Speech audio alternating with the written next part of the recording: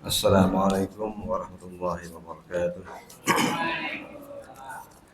Alhamdulillahirabbil alamin wa bihi nasta'in ala umuri dunya waddin. Wassalatu wassalamu ala asrofil anbiya'i wal mursalin. La haula wala quwwata illa billahil aliyil azim. Amma ba'd. Bapak Ibu para jamaah salat subuh yang dimuliakan Allah, pagi hari ini kita akan menghatamkan satu kitab Imam As-Sa'adah karya Imam Al-Ghazali. Insyaallah kita akan selesaikan pada pagi hari ini. Untuk kita pindah ke kitab yang lain, yaitu kitab Minhajul Abidin, masih karya Imam Al-Ghazali. Nanti setelah hataman kita makan-makan ya. Bismillahirrahmanirrahim. Wala tahsab an hadha khasun bil anbiya'i wal awliya' lianna jawhar ibni Adam fi asl khilqati mawdu'un li hadha kal hadidi li ayya malamin humir'atun yanzuru fiha suratul alam illa alladhi sada'a fantaji ila ijla'in aw jadaba fayahtaji ila saqid aw syaqqin li'annahu qad talifa wa kadzalika kullu qalbin idza ghalaba 'alaihi syahwatu wal ma'asi lam yablugh hadhihi darajah wa illam taghlab 'alaihi tilka darajah kama qala an-nabi kullu mauludin yuladu ala fitratil Islam. Bapak Ibu para jamaah, di dalam bab ini Imam Al-Ghazali menanyakan kepada kita, jangan engkau mengira bahwa kemampuan untuk makrifat kepada Allah itu hanya khusus miliknya para nabi dan para wali. Jadi maksudnya kita nanti akan masuk pada derajat makrifat itu bukan hanya milik para nabi dan para wali. Jadi kita juga punya kemampuan untuk masuk pada derajat ini. Jadi orang-orang biasa juga bisa makrifat kepada Allah. Ini menunjukkan bahwa kemampuan kita untuk mengenal Allah Subhanahu wa taala secara hakiki itu kepada seluruh umat manusia, khususnya umat Islam. Karena itu yang paling penting adalah wa kadzalika kullu qalbin idza ghalaba 'ala syahwatu wal ma'asi. Jadi yang membuat kita tertutup untuk makrifat kepada Allah adalah ketika hati kita kalah dengan syahwat dan maksiat. Maka kita akan tidak bisa mencapai derajat ini. Karena pada dasarnya kata Nabi, kullu mauludin yuladu ala fitrah, yaitu al-Islam. Jadi pada dasarnya kita ini kan dilahirkan fitrahnya adalah Islam, berserah diri kepada Allah. Karena fitrahnya di situ. Fitrah kita adalah Islam. Sehingga semua hal yang berkaitan dengan bagaimana kita sebagai seorang hamba kemudian mengenal Allah Subhanahu wa taala sudah sejak lahir sebenarnya. Kita ini putih, sejak lahir sudah putih, tapi kemudian menjadi sedikit lebih hitam, ada titik hitam, ada noda hitam. Itu karena ada di sini ada syahwat dan maksiat yang mengalahkan hati kita. Ini yang paling berat. Jadi bukan hanya Bapak Ibu para jamaah, para ustadz juga kesulitan bagaimana hatinya para ustadz itu tidak dikalahkan oleh syahwat dan maksiat. Itu susah. Ya, kalau berceramah sih mungkin kelihatan enak semuanya, tapi ketika melaksanakannya berat sekali. Dari para ahli ilmu itu justru seringkali kesulitan bisa mengalahkan syahwat dan maksiat. Itu berat. Kemudian kata Imam Al-Ghazali, wa kadzalika banu Adam fi fitratihim at-tasdiqu birrububiyyah. Jadi pada dasarnya semua umat manusia itu fitrahnya itu adalah membenarkan akan rububiyah. Jadi ada Tuhan sebenarnya, ada Allah. Jadi kalau kita lihat bahwa fitrahnya umat manusia itu pasti akan bertuhan. Enggak mungkin. Misalnya seorang ateis, seorang komunis, ketika menghadapi kesusahan, kesulitan, pasti ingat sesuatu yang paling tinggi, itu Tuhan. Jadi kalau kita bandingkan dengan umat-umat lain yang meskipun mereka anti Tuhan, ketika susah, ketika sakit, ketika menjelang ajal, itu pasti ingat sesuatu yang paling tinggi, paling hebat, yaitu Tuhan. Karena pada dasarnya manusia itu adalah bertuhan. Sehingga negara kita, negara Indonesia, negara ketuhanan yang Maha Esa. Ini bagian dari pendapat Imam Al-Ghazali yang menjelaskan tentang kita ini sebagai umat manusia pasti akan bertuhan. Dan Tuhannya adalah Allah Subhanahu wa taala sebagai umat Islam. Karena itu wal anbiya wal auliya hum banu Adam. Jadi nabi dan para wali itu adalah manusia. Jadi jangan memprotes ya, enggak ada wali. Nah, ini Imam Al-Ghazali mengatakan ada wali. Jadi wali itu bukan wali murid ya, bukan wali murid. Ini wali beneran. Jadi wali itu adalah kekasih Allah yang orang yang sangat dekat kepada Allah. Jadi jangan Bapak Ibu memprotes nggak ada wali, gitu ya, nggak ada aulia. Gitu. Ini Imam Al-Ghazali yang kitabnya banyak sekali sudah menyebut setelah Nabi ada wali. Wal anbiya wal aulia.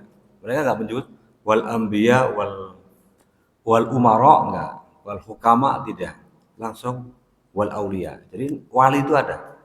Nah masalahnya adalah definisi wali itu apakah misalnya punya kemampuan supranatural, misalnya yang saya pernah dengar kelihatannya nggak sholat Jumat di sini, ya, ternyata sholat Jumatnya di Masjidil Haram misalnya ya. Tapi harus diverifikasi apakah itu beneran apa enggak atau enggak sholat gitu kan itu yang rumit ya. Karena kadang-kadang sifat-sifat wali itu karena derajatnya sangat tinggi, kita sendiri nggak bisa menilai. Yang bisa menilai wali adalah ya wali-wali yang lain. Kalau seperti halnya kalau dokter spesialis dihadapkan pada orang awam, ya susah dimengerti. Orang awam mengerti kemampuan dokter spesialis. Hanya dokter spesialis lah yang tahu tentang masalah atau diagnosa penyakit tertentu. Seperti wali itu. Wali itu bagaimana menilainya susah karena kita bukan wali. Saya bukan wali. Ya. Jadi nggak bisa menilai kebenaran wali itu sendiri. Bahwa seseorang itu punya derajat wali atau tidak. Jadi kata Imam Ghazali, fakullu man zara'a hasoda. Jadi kalau kita menanam, itu pasti akan memetik. Kalau kita menanam padi, kalau kita menanam bunga, akan memetik bunganya. Kalau kita menanam anggur, akan dapat anggur. Kalau menanam pisang, dapat pisang. Waman masya wasolah. Kalau orang jalan, pasti akan menuju tujuannya. Jadi kalau kita nggak bergerak, gitu, diem saja, ya nggak kemana-mana. Maka bergeraklah, berjalan, menuju masalah. Zaman sekarang itu ya pakai kendaraan atau yang lainnya. Waman talaba wajada. Kalau kita mencari akan nemu. Kalau kita nggak nyari-nyari, makanya ada tolabul ilmi, mencari ilmu akan dapat ilmu. Kalau mencari rezeki akan dapat rezeki. Kalau mencari sesuatu akan dapat sesuatu. Wa talabul yahsu illa bil mujahadah, yaitu tolabi syaihin balighin arifin qad masya fiha tariq. Jadi ini dia begini. Kalau kita mau mendapat sesuatu maka harus mujahadah. Nah di pesanan-pesanan itu mujahadah itu adalah zikir-zikir malam hari yang betul-betul sangat hening. Tapi mungkin di sini maksudnya adalah kalau kita mau dapat sesuatu kita harus sungguh-sungguh. Sungguh-sungguh apa? Sungguh-sungguh mencari orang alim yang makrifat. Nah, kira-kira di wilayah ini ada nggak orang alim yang makrifat? Yang makrifat kepada Allah maksudnya. Kalau saya nggak memenuhi kriteria itu, saya nggak tahu ustadz tuh justru saya agak berat kalau menjadi orang yang makrifat karena kebanyakan ceramah agak berat sebenarnya. Kalau menurut saya agak berat karena godaan dunianya terlalu tinggi. Mau sangat terkenal, masuk TV, kalau ceramah didatangi banyak orang, ribuan mungkin justru paling berat. Apakah bisa masuk derajat yang makrifat atau tidak? Karena godaannya sangat besar. Godaan dikerumuni jamaah, godaan dapat amplop, ada tarifnya, itu kan berat. Itu justru paling berat.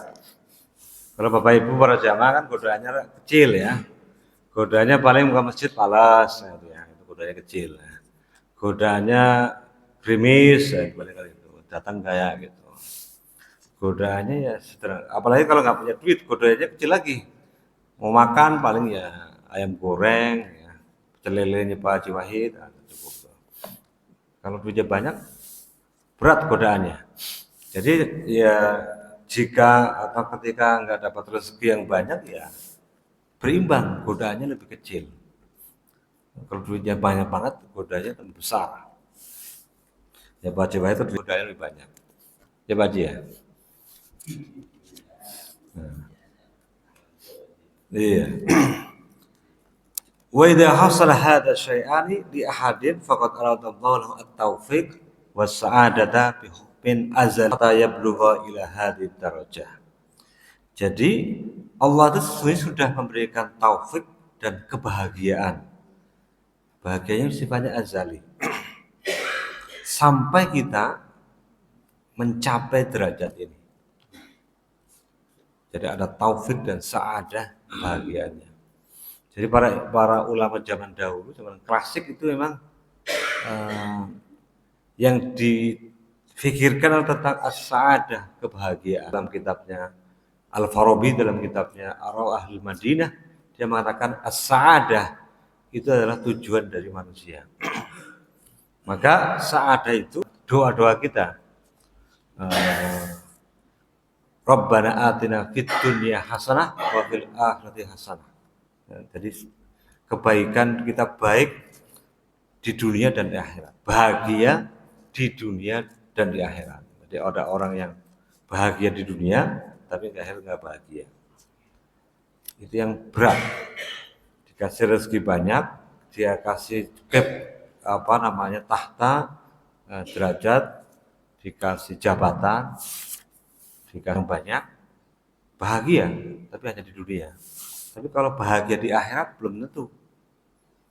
Di dunia semuanya, tapi di akhirat bisa jadi nggak dapat apa-apa. Nah, kita nggak sampai, semoga kita nggak sampai ke situ. Kita yang paling ujung adalah kebahagiaan di akhirat. Meskipun tidak kaya, bahagia di akhirat. Meskipun di dunia ini sulit sekali, mau makan sulit, mau keluar sulit karena nggak punya duit, tapi bahagia di akhirat. Nah, ini. Pilihannya mana itu? Mau bahagia di dunia, di akhirat nggak bahagia, atau cukup bahagia di akhirat, di dunia susah. Ada kategori yang begitu. Ada di dunia itu bahagia, di akhirat tidak bahagia. Ada yang di dunia tidak bahagia, di akhirat bahagia. Tapi yang paling hebat ya di dunia bahagia, di akhirat bahagia. Itu yang paling istimewa. Ya insya Allah banyak ya banyak. Jadi jadi kita mengejar itu. Ya berdoa itu saja, kita kan diperintahkan Allah menjadi orang kaya. Tapi orang kaya yang bahagia di dunia dan di akhirat. Nah, itu pencapaiannya akan bisa sulit, bisa juga mudah, tergantung pada baik itu takdir Allah maupun usaha-usaha yang lain. Faslun wa alam anna nafsa ibni Adam mukhtasaratun minal alam wa fiha min kulli suratin fil alami asran minhu lianna hadhil idham kal jibal ila akhirih. Jadi ketahuilah bahwa jiwa manusia itu kayak diringkas seperti alam ini. Jadi kita ini manusia ini seperti alam. Di alam itu ada gunung, ada tanah kan itu ya. Ada tumbuh-tumbuhan, ada langit. Jadi langit itu kayak kepalanya, lalu rumput itu kayak tanahnya atau buminya, lalu gunung itu kayak tulangnya. Itu gambaran bahwa alam itu, dunia semesta itu mirip manusia. Tapi yang paling penting adalah begini, wal maksudu kata Al-Ghazali, anta'lamkan kam fi batinika min awali ma mukhtarifatin kullahum mazghuluna bi khidmatik. Nah, ini masalah sini. Maksudnya adalah kita ini beraneka ragam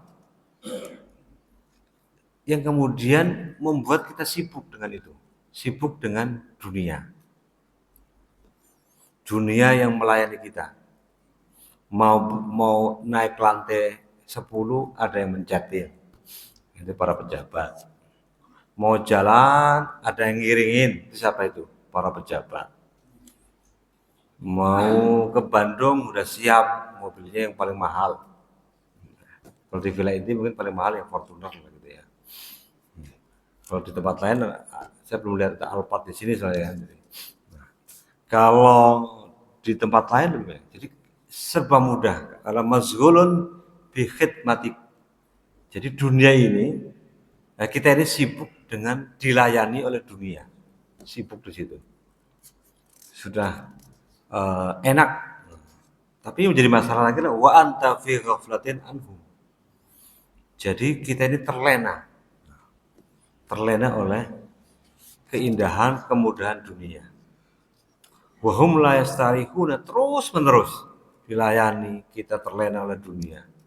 Wala ta'rifuhum anta, kita nggak ngerti bahwa kita sedang dilenakan oleh dunia. Wala tazkuru man an'ama 'alaika bihim, dan kita ini lupa, tidak bersyukur pada Allah yang menciptakan nikmat ini. Nah, ini yang jadi masalah. Kita ini sibuk dengan dunia, terutama yang muda-muda ya. Kalau sudah pensiunan kayak sih sudah nggak disibukkan dengan dunia. Paling sibukkan dengan dunia itu paling pagi-pagi naik sepeda biar sehat itu ya. Seperti duniawinya. Duniawinya biar sehat naik sepeda. Kalau masih kuat naik sepeda. Paling juga pengen ketemu cucu-cucu ya. Nah, datanglah ke anaknya dan cucunya. Tapi yang muda-muda itu berat. Ya, saya itu berat sekali. Apa masih muda nggak ya? Apalagi yang lebih muda lagi, umur 30-an, duitnya sudah banyak, itu berat sekali. Seringkali lupa, nggak tahu atau nggak tahu betul bahwa kita itu diberikan nikmat Allah Subhanahu wa taala. Itu yang susah. Jadi kalau dapat rezeki yang banyak lupa bahwa kita diberi. Kalau dapat kemudahan yang banyak, kita juga lupa bahwa kita diberi kemudahan. Nah, ini yang berat. Godaan duniawi sangat besar. Bahwa kita lupa dunia ini melenakan kita karena kemudahan yang kita dapat. Kemudian ini Imam Al-Ghazali membahas tentang ilmu bedah. Karena saya bukan dokter, saya nggak bisa menjelaskan ilmu bedah. Tapi saya akan menjelaskan hal yang berkaitan dengan itu, yaitu kata Imam Al-Ghazali, wa huwa ilmun azimun wal khalqu ghafilun anhu. Jadi ini ilmu yang hebat, tapi kadang-kadang orang lupa. Wa kadzalika ilmu tib, ilmu kedokteran. Tapi kalau zaman sekarang, saya pikir anak-anak kita ini kan pengennya di dokter.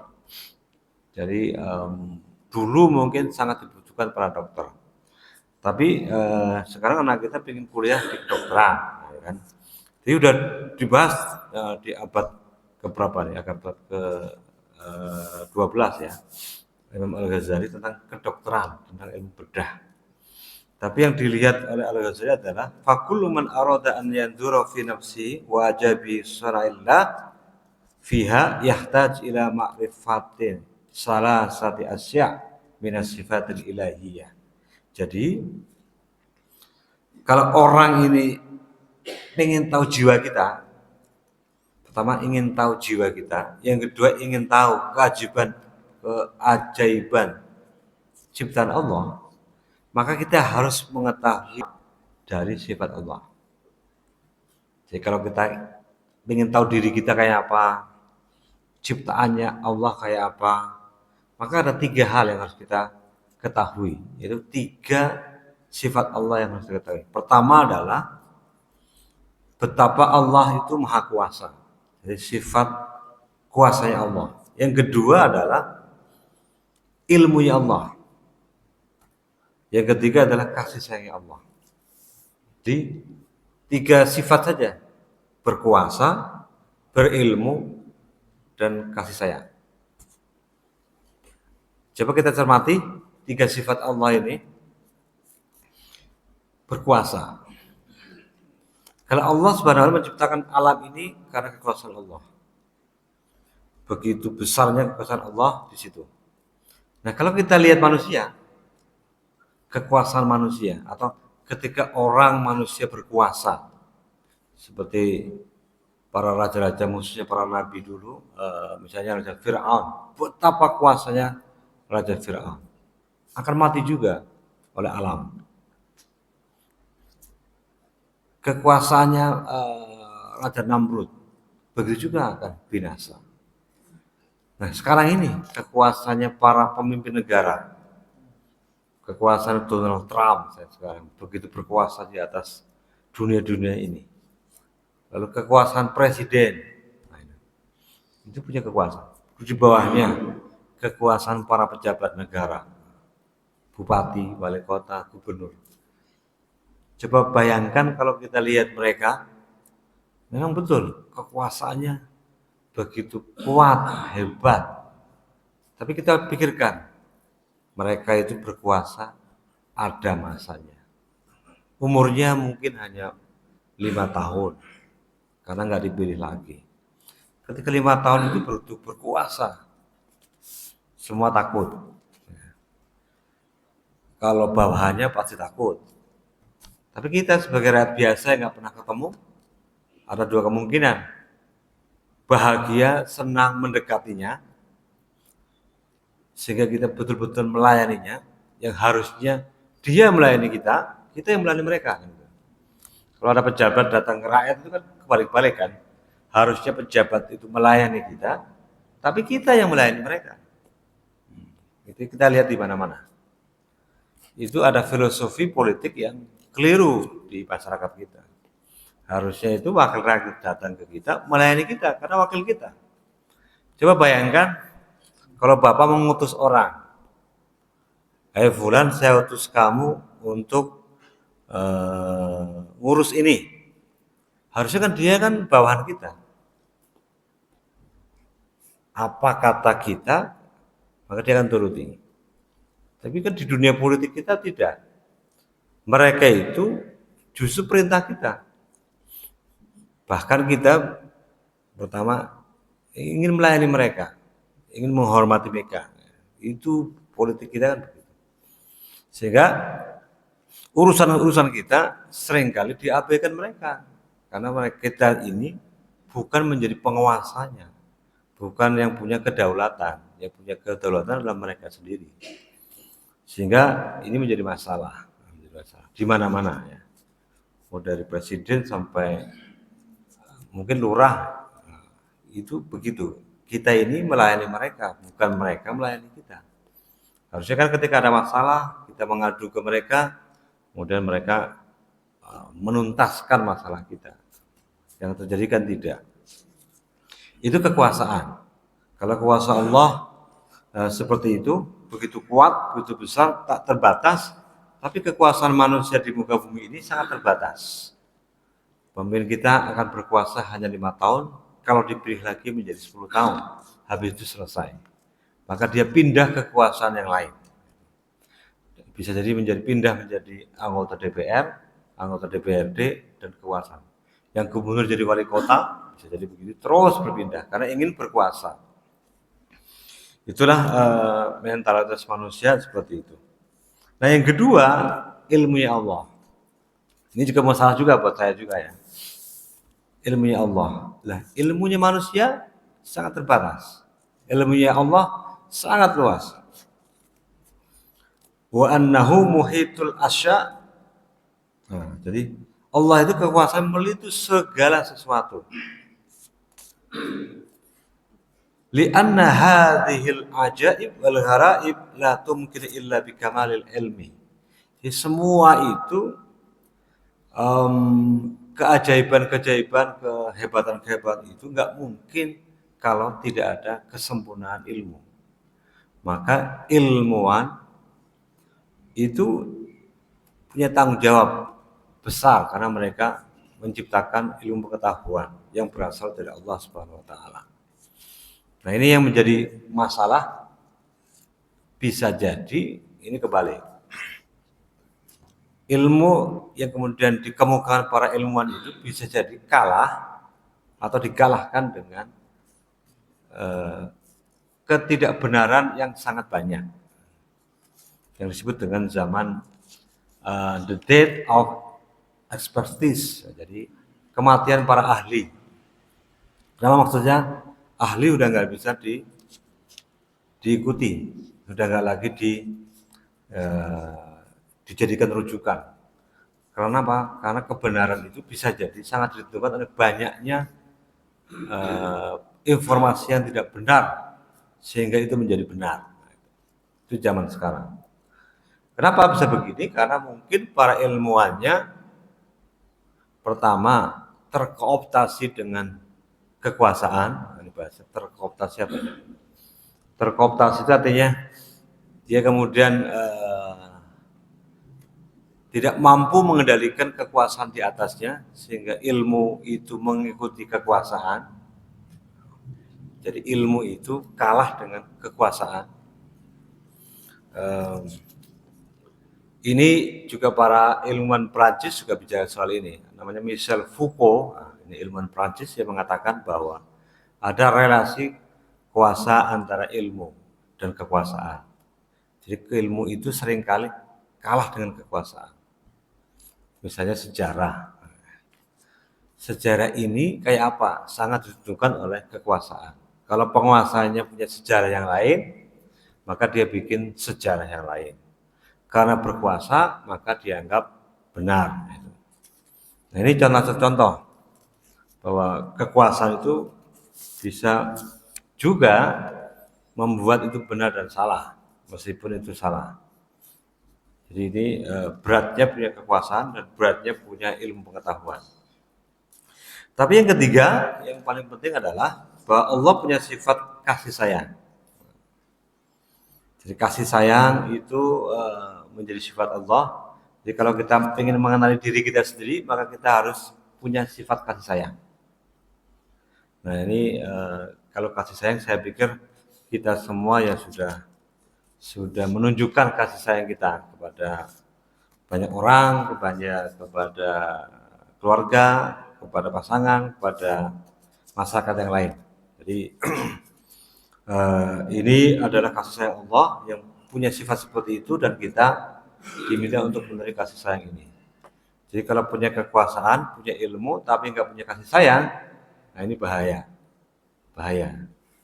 Karena bisa saja kekuasaannya, ilmunya itu tidak ditujukan untuk membuat manusia itu menjadi bahagia, tapi menjadi sengsara. Itu karena ada jabatan, ada ilmunya, tapi nggak punya kasih sayang. Punya kasih sayang, nggak punya ilmunya, juga susah. Hanya bisa memberi kebaikan, tapi ternyata bukan kebaikan yang diberikan, tapi kesalahan. Ini juga berat. Wa dzalika ma'rifatu ajaibi sana'i al-ilahiyah wa ma'rifatu idhamillahi subhanahu wa ta'ala wa qudratihi wa huwa muhtasar ma'rifatil qalbi. Nah, jadi alam ini, dunia ini itu adalah bagian dari keagungan Allah Subhanahu wa taala.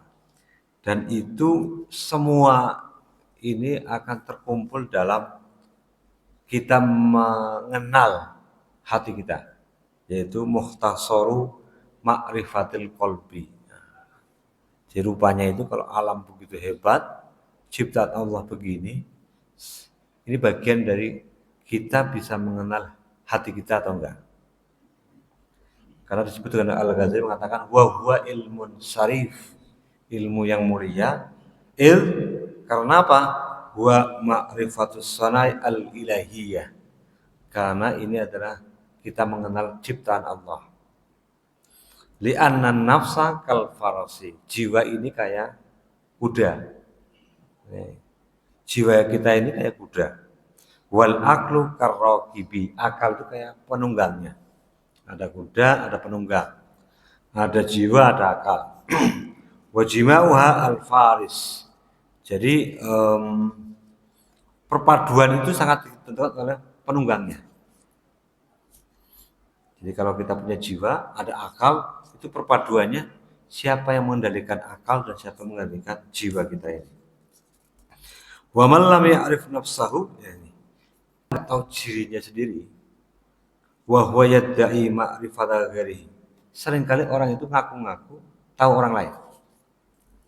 Jadi kalau kita nggak tahu diri kita sendiri, seringkali kata Al-Ghazali mengaku-ngaku tahu orang lain. Karrajuli al-muflisi alladzi laisa lahu ta'amun li nafsihi. Seperti orang yang bangkrut yang nggak punya makanan atau nggak punya uang lah gitu. Wa huwa yadda'i annahu yafutu fuqara'il Madinah, dan dia mengaku-ngaku bahwa dia itu orang yang hebat di kota itu, orang yang melebihi para orang-orang para fakir. Wa hadza muhal, enggak mungkin lah ini. Jadi intinya adalah kita ini kadang-kadang nggak bisa mengetahui diri kita sendiri. Nah karena nggak tahu maka merasa atau mengaku dirinya tahu orang lain. Jadi semua orang diketahuinya, dirinya sendiri nggak diketahui. Jadi merasa tahu diri nggak tahu dirinya sendiri, tapi merasa tahu dirinya orang lain. Ini kan kata-kata yang sangat batiniah dari Imam Al-Ghazali yang mengatakan bahwa kita ini harus mengenal diri kita sendiri. Nah, jadi kalau barang siapa mengenal diri kita sendiri, maka kita akan mengenal Allah. Jadi kalau diri sendiri nggak tahu, bisakah kita mengenal Allah? Baik, pasal yang terakhir tentang tentang dunia,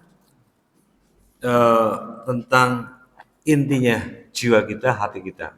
Idza arafta hadzal izza wa sarfa wal kamal wal jimal wal jalal bada an arafta jawharal qalbi annahu jawharun azizun qad uhiba laka wa badzalika khafiyun anka fa in lam tatlubhu wa ghafalta anhu wa zayatahu kana dzalika hasratan azimatan alaika yaumil qiyamah.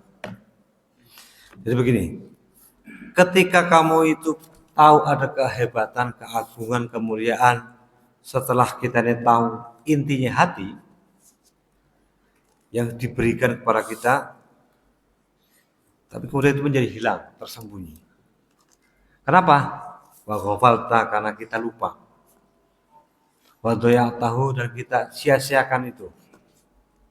Dan itu akan menjadi penyesalan di hari kiamat.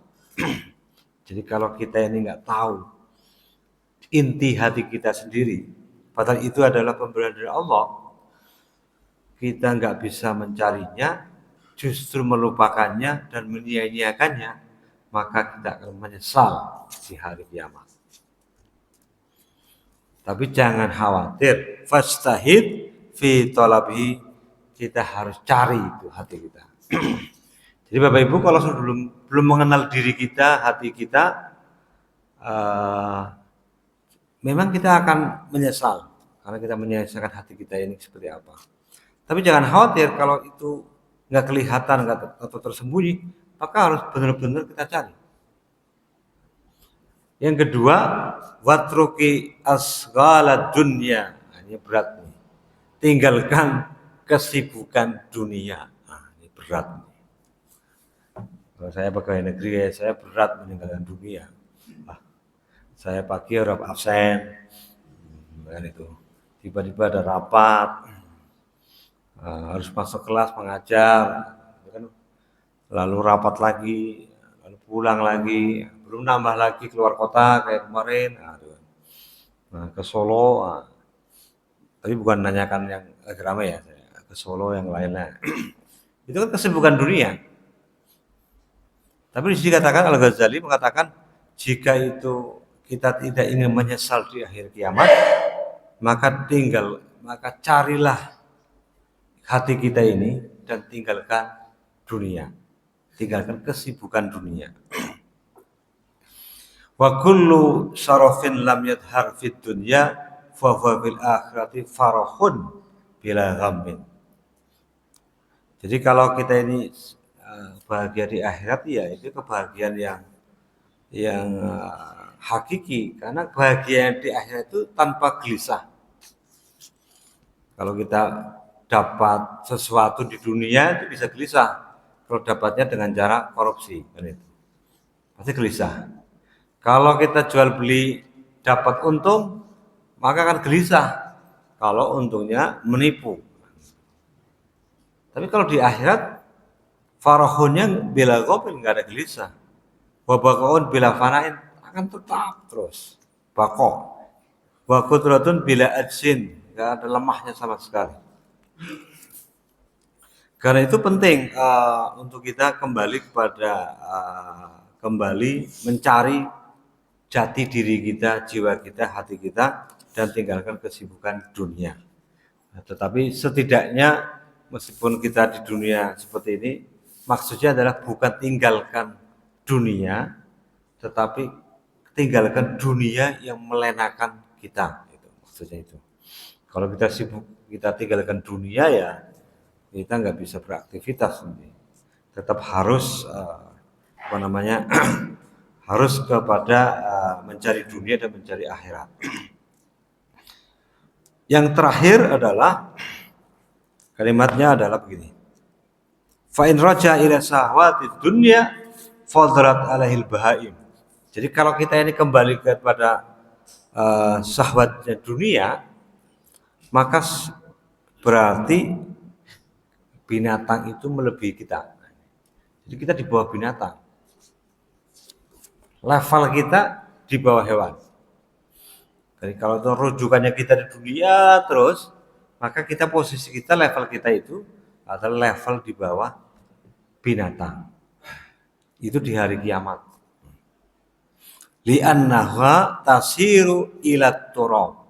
Kalau binatang, hewan itu kan mati jadi debu. Jadi gitu, binatang itu mati jadi debu. Kita mati jadi debu, sama juga. Tapi kita punya hal yang lain. Wa yabqa huwa fil adab. Tapi kita terlalu diazab oleh Allah. Kalau binatang enggak diazab.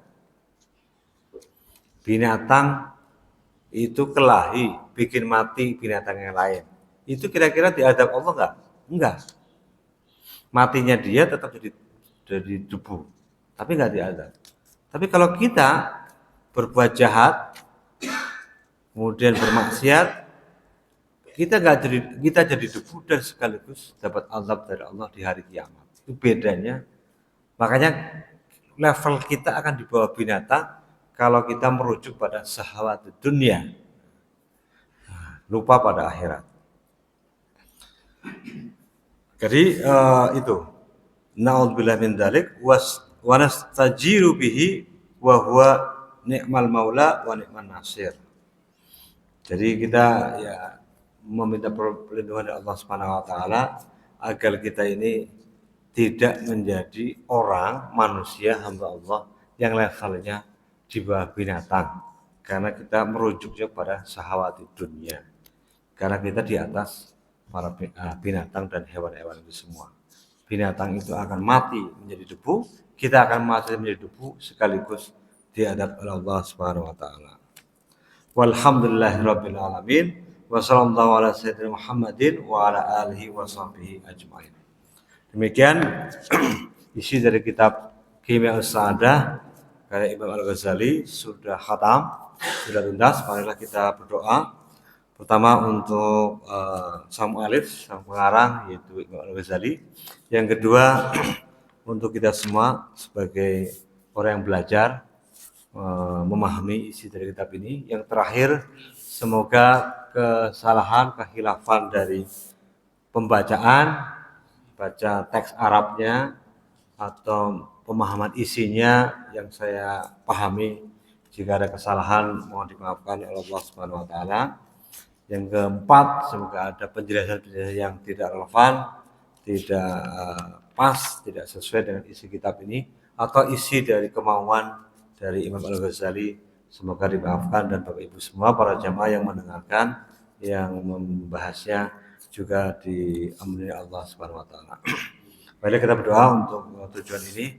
A'udzubillahi minasyaitonirrajim. Bismillahirrahmanirrahim. Allahumma shalli wa sallim ala sayyidina Muhammadin wa ala ali sayyidina Muhammad.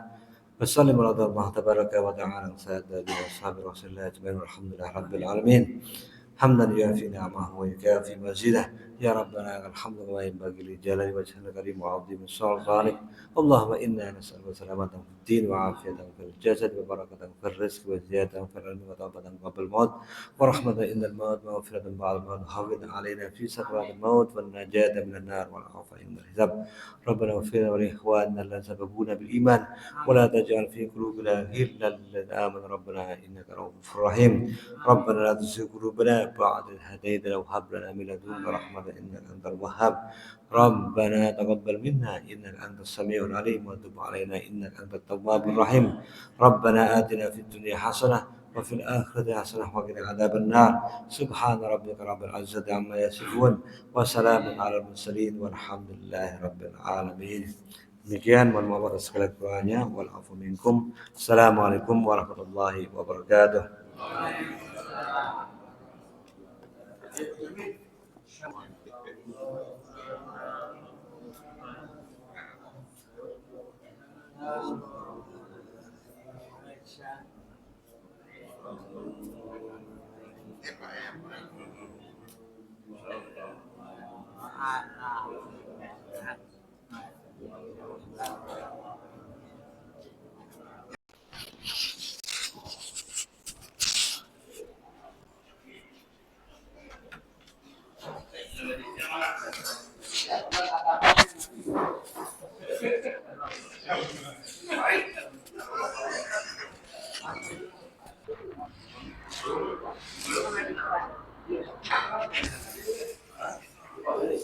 Serem sekali. Ibu itu 02. Itu makan di sini.